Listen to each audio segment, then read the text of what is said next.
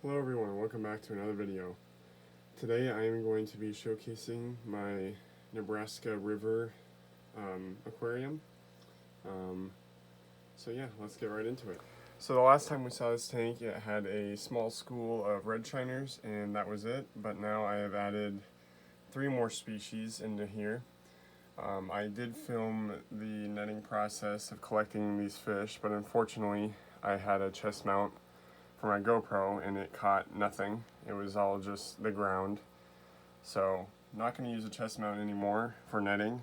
I'm going to stick with head mounts, but I will still go over all of what happened and how I got these fish here. So the species list is red shiners, which you can see here. There are, I believe, 6 red shiners in here. And then the next species we have is river shiners, which are right here. That's the largest river shiner. And then there's a couple of smaller ones. And then the last species, or the next species is the emerald shiner, which you can see one right there in the back. And there's another one right there. There's 3 emerald shiners in here. And then the last species is a small sand shiner right there. I actually didn't realize I had a sand shiner until probably a week after I had all the fish in here, and I just noticed one of the littler shiners was a sand shiner. I thought it was a baby river shiner, but so this tank has been set up for a while now.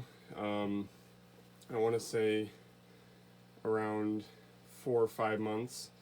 It's been mostly just red shiners, the school red shiners I've had in here, but all the other fish have been in here for, I believe, a month now. And the initial introduction of all these fish was really rough. I had some shoal chubs I introduced in here; those guys didn't make it, as well as some emerald shiners, and I believe 1 river shiner died. So one thing I've definitely learned from collecting and introducing these fish into the aquarium is these little river shiners, especially the emerald shiners, are very sensitive to acclimation. I had them acclimating for, I want to say, close to 2 hours, and they still did not do very well, but now they're established and they have been doing well eating. We will do a feeding later in the video. So if you're trying to set up a tank with any of these species, besides red shiners are pretty easy no matter what, but any of the other species, just be ready to have a few deaths. I definitely over collected because I was sort of preparing for some deaths, but yeah, everyone's been doing well. This is a 60-gallon aquarium. It's right on top of my Tanganyika tank. I have a Nero 5 powerhead, AI powerhead. This is I have these in 2 of my other native tanks. They're really great, mostly used for saltwater, but I love them because they're magnetic driven instead of motor driven, so they won't heat up your aquarium at all, and they can be controlled from your phone. So super nice powerhead, but also pretty expensive. I believe the Nero 3 is around $200 to $300, and the 5 is well over that. So, and then filtration, we have 2 sponge filters back there. Before we had all this plant growth, it was kind of ugly how the sponge filters were just sticking out there, but the plants have grown in really nicely and have definitely concealed the filters. In terms of plant, I have a Lodia, and then this plant right here, which I still have no idea what it is. I have it in a lot of my aquariums, but it grows really well, and it's doing really well. I just did a water change, and I kind of trimmed this back a little bit, because I still want to keep this river biotope, but have some growth, because it looks nice. So yeah, these guys, as you can see, look really nice when they all school up, and I was catching all these fish together when I was collecting, so this is basically what you would see in the in the wild is you'd see a big school of mostly this group of fish, because these are all the most common river fish or river minnows that we have here in Nebraska. So this is a pretty good example of what a school of minnows would look like in our Missouri Platte River area.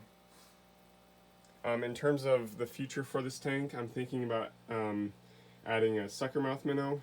They're a little bit larger, and I think they would be really fun to add in this tank. And I also want to try shoal chubs again, although last time it did not go very well. They died pretty quickly. Maybe collecting them in the warmer months might help, but we'll have to see. And otherwise, I think I have what I want. Maybe a couple more sand shiners, because I just have this little guy. Oh, and also I do want to add some big mouth shiners in here. I've caught those a couple times in Nebraska, and they are pretty cool looking fish. So, but yeah, let's get into feeding. So right now I'm just feeding a mix of brine shrimp, mysis shrimp, and bloodworms.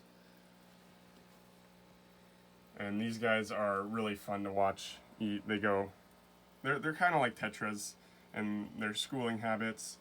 I would say they school better. That's just my opinion. But yeah, their feeding frenzies are very similar to tetras. I would say pretty much general care other than heating is pretty similar to tetras. You want to keep these guys cool. I believe I have these guys at low 70s, and they do fantastic. If you're looking to get into any of these shiner species, I would definitely recommend starting with the red shiner. My individuals are not very colored up, but I'll pop up a picture of a spawning male, because you can see a little bit of red on one of the males back there, but I believe I only have 1 or 2 males, because the rest are all very drab, which females do not get colored up at all. And I really enjoyed setting this tank up. I feel like this group of fish is underrepresented in the native fish hobby. And I can see why people wouldn't really like these, because they're just, kind of drab silver fish. But I think that they have really cool behaviors. They're fun to watch swim around in schools especially. And some of them, like the red shiner, can get really colorful when they're spawning. So there's a nice emerald shiner. Let's give them another squirt.